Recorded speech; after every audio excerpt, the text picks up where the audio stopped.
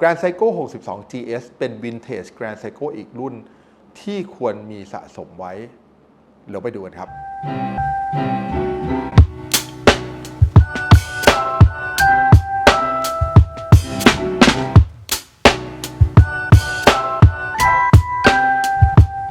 สวัสดีครับผมนิกจากรายการTime Machineมาพบกับเพื่อนๆอีกแล้วนะครับคราวก่อนเนี่ยผมทำคลิปที่เป็น Grand Seiko ที่เป็น Vintage ไปแล้วก็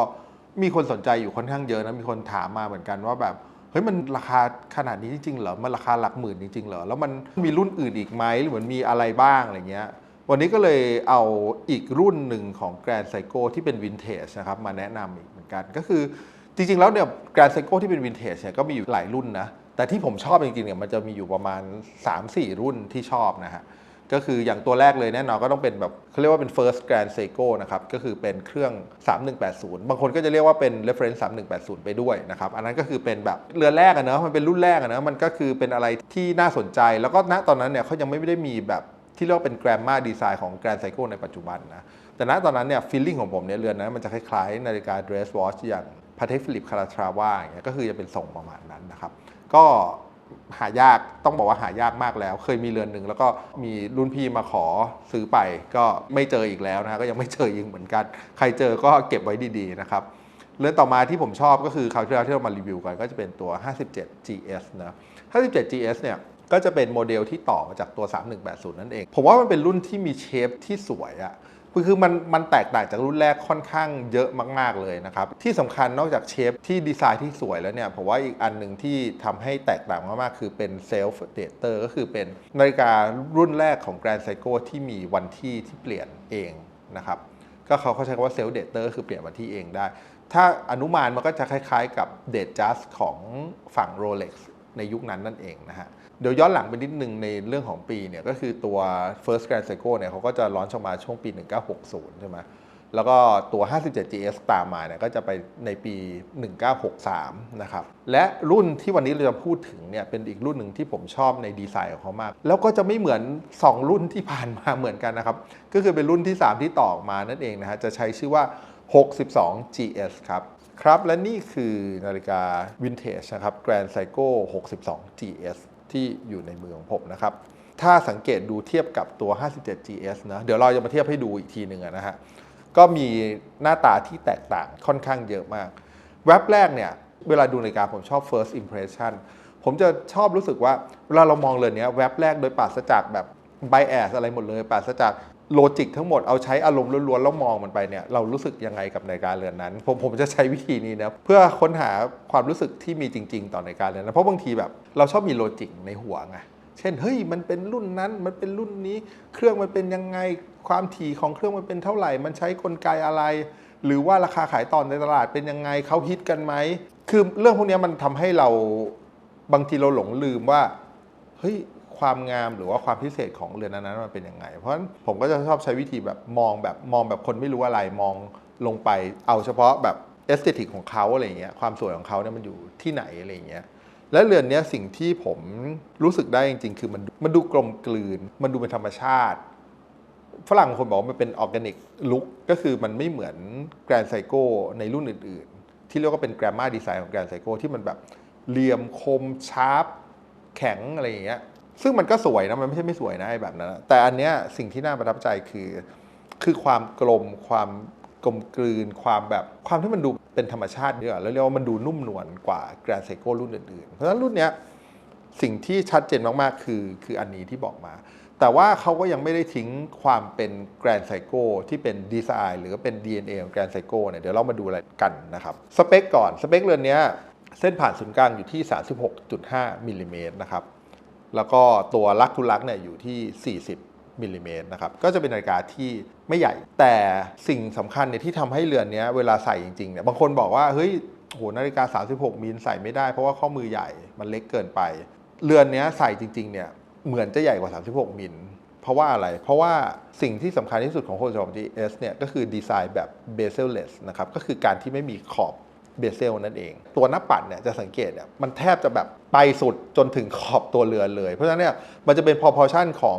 อัตราส่วนของหน้าปัดเนี่ยที่กว้างมากๆเมื่อเทียบกับตัวเรือนโดยรวมนะครับอย่างนาฬิกาบางเรือน36มิลก็จริงแต่ตัวหน้าปัดเนี่ยพอมีขอบเบเซลกินเข้าไปอีกข้างละประมาณ2มิลเนี่ยตัวหน้าปัดมันก็อาจจะเหลืออยู่ที่ประมาณ32มิล30มิลอะไรอย่างเงี้ยแต่เรือนเนี้ยด้วยความที่มันไม่มีขอบเบเซลเลยหน้าปัดเนี่ยมันเกือบจะสุดตัวขอบของนาฬิกาอยู่แล้วเพราะฉะนั้นเนี่ยนาฬิกา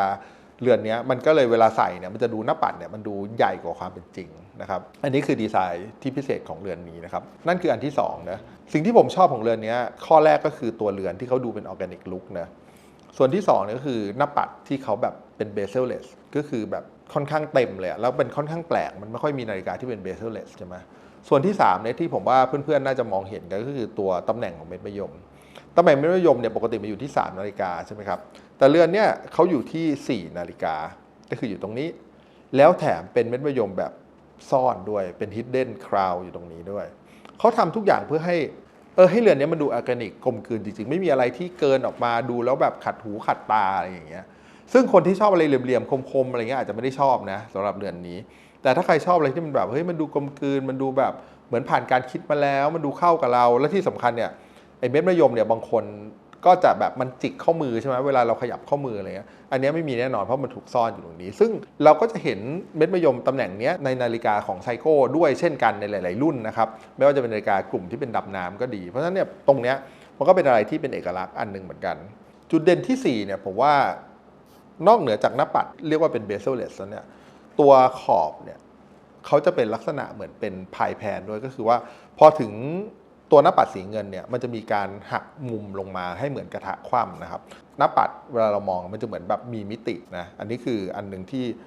ที่เป็นดีไซน์ของหน้าปัดอีกอันต่อมาคือว่าตัวชุดเข็มเนี่ยก็ยังแบบสวยงามแล้วก็คมกริบตัวเข็มเนี่ยก็คือเป็นเหมือนเรียกว่าเป็นมีดอะมันเหมือนเป็นดาบซามูไรที่เขามีการลบเหลี่ยมมุมการลบเหลี่ยมมุมเนี่ยมันทำให้เวลาแสงตกกระทบกับนาฬิกาเนี่ยมันจะสวยมากๆนะครับมันดูคมมากๆเนี่ยอย่างเข็มสั้นเข็มยาวก็จะเป็นเข็มแบบเรียกว่าเป็นดอลฟินแฮนด์นะครับคือเป็นเข็มดาบแล้วก็มีการลบเหลี่ยมทั้งสองข้างแล้วเป็นการลบเหลี่ยมที่เหมือนกับมีดเหมือนดาบซามูไรอะไรเงี้ยซึ่งอันเนี้ยผมชอบมากดีเทลบนหน้าปัดเช่นตัวหลักชั่วโมงเนี่ยก็มีการขัดแต่งมีการขัดเงาแล้วก็มีการทำลักษณะคล้ายๆกับดอสเต็ปก็คือหักมุมลงไปเพื่อให้มันเล่นกับแสงเพราะเราพลิกหน้าปัดของเรือนนี้ไปมาเนี่ยเราจะเห็นแสงที่มันแบบสะท้อนตลอดเวลาทั้งหลักชั่วโมงก็ดีทั้งชุดเข็มก็ดีนะครับเกิดมิติจากการที่เขาทำหน้าปัดเป็นแบบพายแพนหรือที่เรียกว่าเป็นสเต็ปไดอัลเนี่ยก็คือทำให้เรือนนี้มันมีอะไรที่มากกว่าแค่ความสวยของหน้าปัดนะฮะตัวหน้าปัดก็จะเป็นสีเงิน Sunburst ซึ่งก็จะเหมือนกับตัวรุ่นที่ผ่านมาอย่างเช่น 57 GS เหมือนกันเขาก็ยังไม่ทำสีอื่นนะก็ยังเป็นสีเงิน Sunburst อยู่นะครับตรง 12 นาฬิกาก็จะมีโลโก้ของไซโก้นะครับก็คือเป็นแอปพลายลงไปแล้วก็มี Printing คำว่า Automatic อยู่ข้างล่างตรงบริเวณ 12 นาฬิกาเช่นกันนะครับนาฬิการุ่นนี้ยังเป็นลักษณะที่เรียกว่าเป็นดับเบิลโลโก้อยู่หรือว่าดับเบิลไซน์อยู่ก็คือมีทั้งโลโก้ของไซโก้ที่ 12 นาฬิกาแล้วก็มีคำว่า GS แล้วก็ Grand Seiko เนี่ยอยู่ที่ 6 นาฬิกานะครับโดยที่เรือนนี้ก็จะพิมพ์คำว่า Dia Shock ด้วยก็คือการพวกแรงกระแทกก็คือหมายถึงว่าเครื่องเนี่ยก็จะเป็นเครื่องที่ถูกออกแบบมาเป็นแบบ Grand Seiko อยู่แล้วคือ Grand Seiko เนี่ยเขาเน้นเรื่องเครื่องไม่ว่าจะเป็นเรื่องความทนทานไม่ว่าจะเป็นเรื่องการเดินนะอย่างเรือนนี้ก็มีความถี่อยู่ที่ 19,800 บีทเปอร์อาวนะครับก็ถือว่าเป็นเครื่องเทพๆในยุคนั้นเหมือนกันนะฮะด้านหลังก็จะมีดีไซน์ใกล้เคียงกับ 57 GS อยู่นะครับก็คือมี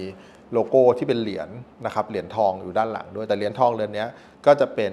ไซโก้แล้วก็ GS ละก็เป็น Grand Seiko คือณตอนนั้นเนี่ย Grand Seiko กับ Seiko เนี่ยเขายังไม่ได้ถูกแยกออกจากกันขนาดนั้นเพราะฉะนั้นมันเหมือนเป็น Grand Seiko ยังเป็นซับเนมหรือเป็นซับแบรนด์ของ Seiko อยู่นะครับแล้วก็ค่อยๆแยกออกมาจนเป็น Grand Seiko ในปัจจุบันนี้แต่มาตรฐานทุกอย่างในการทำเนี่ยก็คือจะไม่ได้เหมือนกับ Seiko รุ่นที่เป็นรุ่นทั่วไปละตัวเรือนเนี่ยอย่างของ 62 GS เนี่ยก็อาจจะไม่ได้เหมือน 57 GS หรือว่าตัวรุ่นหลังจากนั้นอย่างเช่น 44 หรือ 45 GS เนี่ยก็ไม่ได้เหลี่ยมคมขนาดนั้นแต่มีการขัดเหลี่ยมลบมุมตัวเคสอยู่ด้วยเช่นกันนะครับแม้ตัวเรือนโดยรวมจะดูเป็นออร์แกนิกดูโค้งมนเนี่ยแต่มีการขัดเพื่อลบเหลี่ยมมุมต่างๆเพื่อทำให้นาฬิกาเนี่ยมันดูสลิมลงมันดูบางลงเวลาเรามองจากด้านข้างแม้ว่าตัวอะคริลิกของตัวกระจกเนี่ยมันจะเป็นลักษณะกล่องขึ้นไปแบบนี้ก็คือเป็นปกติของนาฬิกาวินเทจอยู่แล้วนะ แต่ว่าด้วยความที่เขามีการทำตัวเรือนเนี่ยให้เป็นลักษณะเหมือนลบเหลี่ยมตรงบริเวณชั้นตรงกลางนะครับแล้วก็มีฝาหลังสกรูดาวติดอีกทีหนึ่งเนี่ยเพราะฉะนั้นมันก็เลยทำให้ตัวเรือนเนี่ยมันดูบางเพราะไอ้ส่วนที่เป็นฝาหลังหรือส่วนที่เป็นรองรับเครื่องเนี่ยมันจะติดกับเนื้อของเรานั่นเองนะฮะเพราะฉะนั้นเรือนนี้ก็จะใส่แล้วรู้สึกว่าค่อนข้างสลิมแล้วก็ดูบางมากครับแล้วคราวนี้เมื่อกี้พูดถึง 57GS ค่อนข้างเยอะนะคือตัวที่เราเคยรีวิวกันไปแล้วนะแล้วก็เป็นรุ่นที่ 2 ของ Grand Seiko คราวนี้เรามาดูเปรียบเทียบกันนะครับครับและนี่คือ Grand Seiko ที่เป็น Vintage ทั้ง 2 รุ่นนะครับในขวามือของเนี่ยสายสีน้ำตาลเข้มเนี่ยก็จะเป็นตัว 57GS นะครับก็เป็นรุ่นพี่นะออกมาในช่วงปี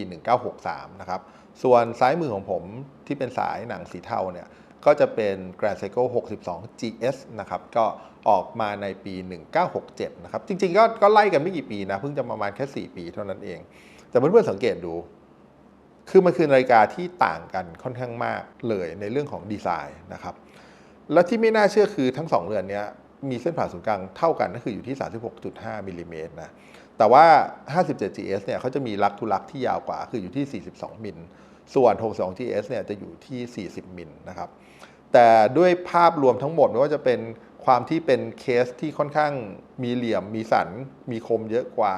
ตัวขานะครับตัวลักเนี่ยที่มันใหญ่กว่าไม่ได้เป็นลักษณะนี้แล้วก็มีเม็ดมะยมที่อยู่บริเวณ3นาฬิกาที่ยื่นออกมาแล้วรวมถึงตัวลักทุลักที่ 42 มิลเนี่ยทำให้เวลาใส่เนี่ยตัว 57GS เนี่ยจะดูใหญ่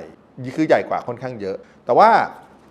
พอเรามาดูหน้าปัดเนี่ยสิ่งที่คล้ายกันมากๆคือองค์ประกอบบนหน้าปัดนะครับไม่ว่าจะเป็นตัวหน้าปัดที่เป็นสีเงิน Sunburst เหมือนกันนะครับตัวเดดวินโดว์ที่มีขอบที่เป็นสีเงินเนี่ยครอบอยู่เหมือนกันนะครับตัวหนังสือก็คือเป็นพื้นขาวตัวดำเหมือนกันนะครับบริเวณ12 นาฬิกาเนี่ยก็มีเป็นไซโก้นะครับเป็นแบบแอพพลายลงไปนะครับสิ่งที่แตกต่างก็คือว่า 57GS เนี่ยเขาใช้คำว่าโครโนมิเตอร์เพราะว่าเรือนนี้ไม่ได้เป็นออโตเมติกนะครับเรือนนี้เป็นเครื่องไขลานส่วน 62GS เนี่ยนี่คือออโตเมติกรุ่นแรกของ Grand Seiko เพราะฉะนั้นเนี่ยเขาก็ใส่ออโตเมติกอยู่ตรง 12 นาฬิกาเลยนะครับเพราะว่ามันก็เป็นจุดขายในยุคนั้นแหละนะส่วนตรงบริเวณ 6 นาฬิกาเนี่ยก็จะคล้ายๆกันก็คือเป็นคำว่า Grand Seiko นะครับแต่ว่าในตัวของ 62GS เนี่ยจะมีโลโก้ GS เพิ่มเข้ามาแล้วอยู่บนหน้าปัดเลยนะครับส่วนของ Grand Seiko ที่เป็น 57GS เนี่ยก็ยังเป็นตัวพิมพ์อยู่นะฮะส่วนตัวชุดเข็มเนี่ยจะสังเกตเลยว่าค่อนข้างเหมือนกันเลยก็คือเป็นเข็มดาบนะครับแล้วก็มีการขัดเหรียญมุมสวยงามนะฮะส่วนตัวหลักชั่วโมงก็เช่นกันนะครับ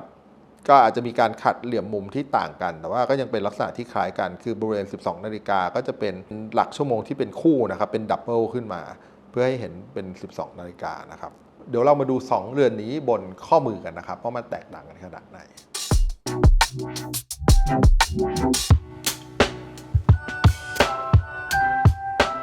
ครับและนี่คือ Grand Seiko Vintage 62GS บนข้อมือของผมนะครับข้อมือของผมเส้นรอบวง 6.75 นิ้วนะครับเรือนนี้มีเส้นผ่านศูนย์กลางอยู่ที่ 36.5 มิลแล้วก็ลักทุลักอยู่ที่ 40 มิลนะครับก็จะสังเกตว่าสำหรับผมเนี่ยคือพอดีแบบเนียบเป็นนาฬิกาที่คือถ้าเทียบความรู้สึกแล้วเนี่ยคือเป็น Grand Seiko ที่ดูกลมกลืนมันดูละมุนมากกว่า Grand Seiko รุ่นอื่นๆที่มีเหลี่ยมมีคมมีความคมเหมือนเราแบบเหมือนมีดซามูไรเหมือนดาบซามูไรเหมือนอะไรที่เป็นคมๆสันๆคมๆอะไรเงี้ยแต่อันเนี้ยคือกลมกลืนมากแล้วก็ดูละมุนดูเรียบแต่มีความหรูจากไม่ใช่หรูเพราะว่ามันเป็นทองคำหรือเป็นเพชรหรือเป็นอะไรมันเป็นความหรูจากความปราณีตอะที่เขาใส่ลงไปในเอลิเมนต์ของเรือนเนี่ยไม่ว่าจะเป็นพวกแบบชุดเข็มไม่ว่าจะเป็นพวกหลักชั่วโมงหรือแม้กระทั่งการจัดวางต่างๆแล้วก็ดีเทลที่ใส่ลงไปเพราะว่าลักชัวรี่มันอยู่ในดีเทลจริงๆนะครับคือเรามองผ่านๆเลยเนี่ยมันก็จะเหมือนเป็นนาฬิกาสีเงินทั่วๆไปเรียบๆดูเป็นวินเทจดูเป็นคลาสสิกอะไรเงี้ยแต่ว่าพอเรามาพินิจพิจารณาเรามามองมันจริงๆเรามาเห็นการออกแบบของตัวเรือนการขัดเงาต่างๆหรือว่าเวลามันเล่นแสงอยู่บนข้อมือเราเนี่ยมันคือรายละเอียดจริงๆที่เราเห็นดีเทลในนั้นนะครับโอเคเดี๋ยวเรามาดู 57GS กันนะครับว่าอยู่บนข้อมือแล้วมันจะต่างจากเรือนนี้ขนาดไหนครับและนี่คือ Grand Seiko Vintage 57GS บนข้อมือของผมนะครับย้ำอีกทีนะข้อมือของผมเส้นระวง 6.75 นิ้วนะฮะแล้วก็ตัวเส้นผ่านศูนย์กลางของเรือนนี้อยู่ที่ 36.5 นะครับแต่ว่าลักเนี่ยจะใหญ่กว่า 62GS ก็คืออยู่ที่ 42 มิลลิเมตรนะครับพอดูเรือนนี้แล้วเนี่ยนี่คือเรือนที่แบบเต็มเลยอะ เมื่อกี้มันเหมือนค่อนข้างเดรสมากๆแต่เรือนนี้มันมีความโมเดิร์นขึ้นมาละความรู้สึกของผมนะดูโมเดิร์นขึ้นมาดูกึ่งไปทางแบบมันไม่ได้เป็นนาฬิกาสปอร์ตหรอกยังไงมันก็ไม่ใช่แต่ว่ามันดูมีความร่วมสมัยขึ้นมาซึ่งมันก็สวยคนละแบบเหมือนกันถามว่าใส่ได้ไหมใส่ได้แน่นอนเพราะว่าคือไซส์เนี้ยบนข้อมือของผมเนี่ยใส่สวยแล้วผมก็เชื่อว่าใส่สวยบนข้อมือของคนส่วนใหญ่ด้วยนะไม่ว่าจะเป็นที่ข้อมือใหญ่กว่านี้หรือข้อมือที่เล็กกว่านี้เพราะว่าคนข้อมือประมาณ6 นิ้วเลยก็ยังใส่ทั้ง2เลยเนี้ยได้สวยอยู่แต่จะสังเกตดูเนี่ยมันจะเต็มคือด้วยความที่ดีไซน์ของเขาเนี่ยมันออกมามันดูแบน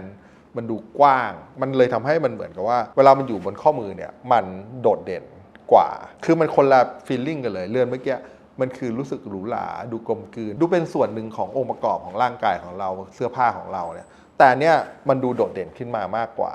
ซึ่งมันคือคนละฟีลลิ่งกันเลยแม้มันจะเป็นแบบนาฬิกาที่ออกมาต่างกันแค่4 ปีวินเทจเหมือนกันเครื่องใกล้เคียงกันต่างกันแค่ไขลานกับเป็นออโตเมติกเท่านั้นเองเพราะฉะนั้นถามว่าคือถ้ามีโอกาสนะผมว่ามันเลือกยากอะทั้ง2เรือนถ้าจะให้เลือกนะสำหรับผมนะผมว่าผมคงเก็บ2เรือน ผมคงเลือกว่าแบบจะเอาเรือนไหนไม่เอาเรือนไหนผมว่าค่อนข้างยากจริงๆเพราะว่า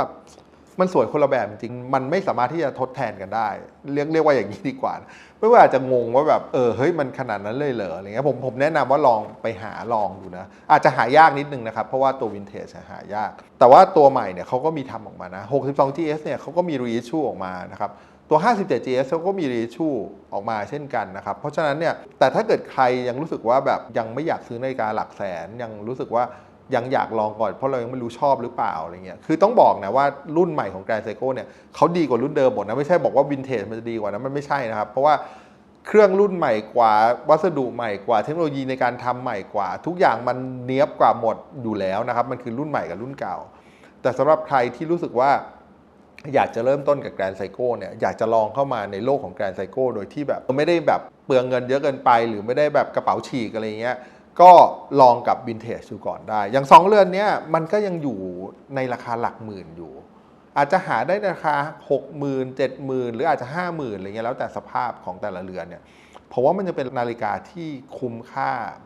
มากๆนะครับเมื่อเทียบกับแบรนด์ของ Grand Seiko ก็ดีคือ craftsmanship ที่มีอยู่ตั้งแต่สมัยนั้นแล้วนะเครื่องที่เป็นระดับท็อปในยุคนั้นนะครับแล้วก็รวมถึงความทนทานทุกอย่างที่มีผมว่าเป็นนาฬิกา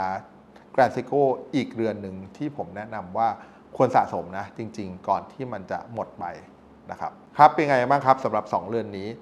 ผมว่าใครที่สนใจในนาฬิกาวินเทจสนใจ Grand Seiko 2เรือนนี้เป็นตัวเลือกที่ดีนะอีกรุ่นที่แนะนำก็คือจะเป็นตัว44 GS นะครับซึ่งอันนั้นก็เป็นอะไรที่สวยมากเหมือนกันก็ถ้ามีโอกาสมารีวิวให้ชมกันอีกทีหนึ่งนะครับเพื่อนๆชอบไหมครับถ้าชอบก็ลองคอมเมนต์กันเข้ามาได้หรือว่าอยากให้รีวิวรุ่นไหนก็คอมเมนต์กันเข้ามาได้เนอะแล้วก็อย่าลืมกดไลค์กด Subscribe แล้วก็สั่นกระดิ่งเพื่อเป็นกำลังใจกันด้วยนะครับสำหรับวันนี้สวัสดีครับ